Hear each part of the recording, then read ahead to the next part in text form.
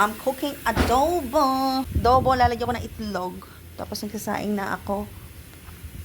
Tapos lang namin maglinis ang sasakyan. And maaga ang aming dinner ngayon. 3:30 pa lang nagluluto na ako. Kasi, wala. Gusto ko maaga kumain ng dinner kasi hindi kami nag-lunch. Kasi nga, 1 meal a day lang kami.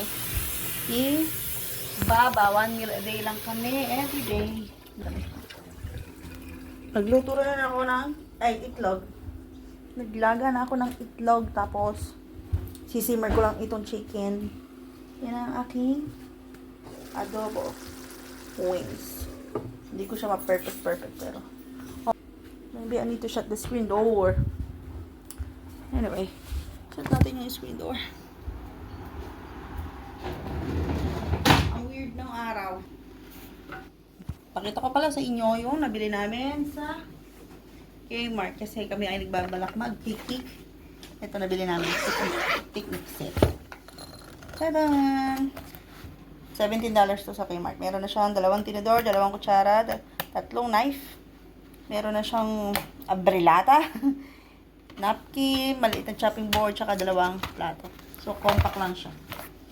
Pang ano namin to, pang picnic. Kasi nagpaplano kami mag-picnic. Bumili rin kami ng upuan. Actually, meron kaming camping chair talaga. Yung ginagamit dito sa bahay. So, bulky siya. So, bumili kami ng medyo maliit lang, na medyo mababa. Na matibay-tibay na mga sturdy. So, yun ang aming balak. Kami ay magpipiknik. Kasi gusto ko magpiknik.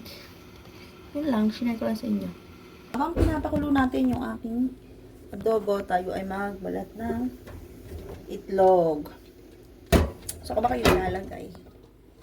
Ayan. 4 na itlog. So, aking pinakulo. Itlog, ayun. Para hindi ako tingin masyadong malaki ang mukha. Kasi, ang daming magsasabi na naman, ang laki mo, bla bla bla bla. Nakakasawa ng marinig yun. Tayo ay magbalat ng itlog. Hindi ko alam kung ilang minuto ko ito pinakulo. Siguro 8 minutes or 7. Anyway. Ayoko ng hard-boiled egg. Pero magiging hard-boiled egg yung pag nilagay ko sa adobo. How you like that? Yeah? I thought my technique down. I had a better technique today after washing. Yeah. See how thick the foam was? Yeah. You know, I just had another bucket of water, that sponge, and just washed it. The brush is too harsh. Yeah. And it might leave like swirl marks. Yeah. And that. Good job. So I'm not going to use it.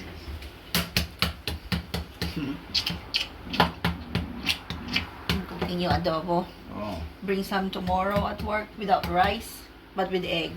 Okay? It's only... Aww.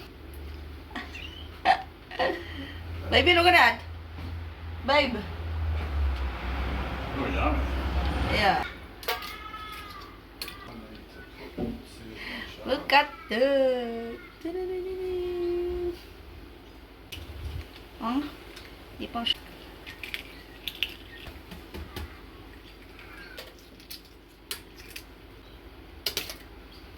Look at that egg.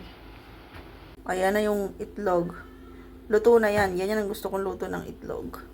So, 4 lang. Ilalagay ko siya sa aking adobo. Check natin yung adobo. Adobo! Haluin ang adobo. Sasaing nga ako ng kanin. Gutom na gutom ako. Di kasi kami nag-umagahan, hindi rin kami nagtanghalian. Ganyan lang naman kami talaga everyday. Isang beses lang kami kumain. Maliban pagka weekend. Weekend, nagdadalawang beses kami tanghalian at hapunan.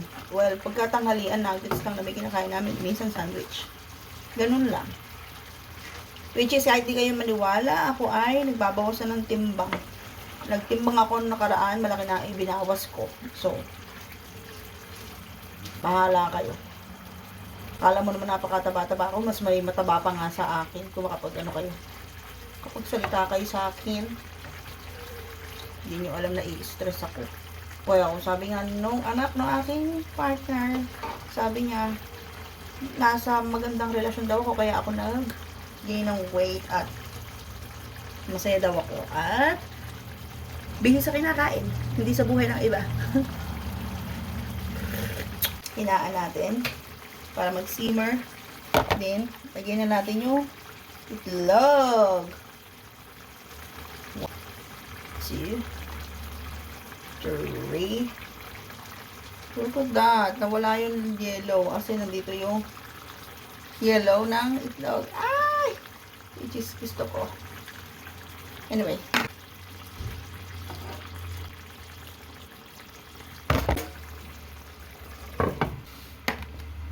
Very, very low. 2.